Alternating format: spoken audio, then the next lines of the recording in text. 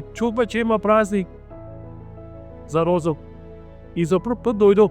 И хубав е фестивала, както виждам. Имало го организация, както виждам.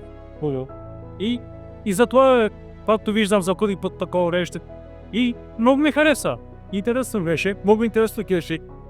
От колко години исках се чува. Има да е празник. И тази година